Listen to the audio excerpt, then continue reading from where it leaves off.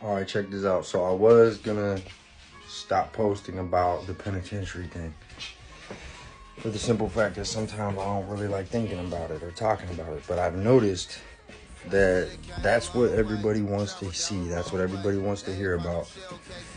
Whatever. So if I have to take the shit that I fucking hated about my life,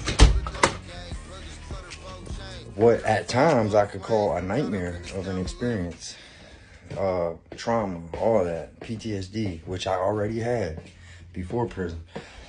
If I have to take that and be able to turn it into something positive, but have to force myself to talk about it, think about it, then so be it.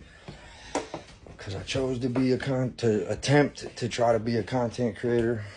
And so far, we're doing all right, and I feel like if I want to keep pushing this thing and get where I would like to get to eventually, then I'm gonna have to do what people want to see and hear. So with that being said, I'm about to sit down here in a minute and I'm about to make some videos pertaining to fight stories, some crazier stories involving COs,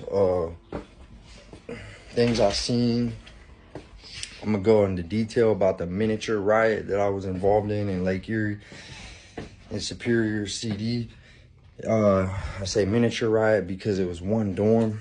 It wasn't the whole penitentiary like you see on TV. This was literally just 300 people in one dorm.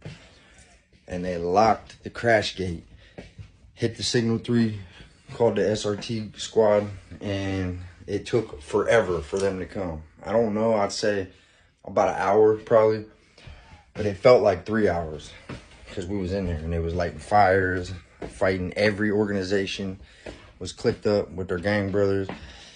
Tension was just so high. Chomos were getting smashed left and right, robbed. It was just a free-for-all, and you wasn't going nowhere. You was locked in there.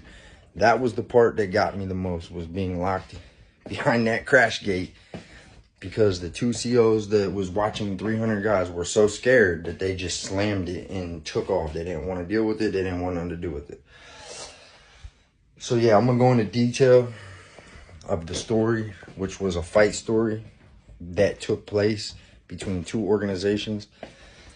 And when that was done, when they was done lining up to get their organized group fight together, people felt that wasn't enough, and one thing led to another, and it became an entire riot, and we was on the news.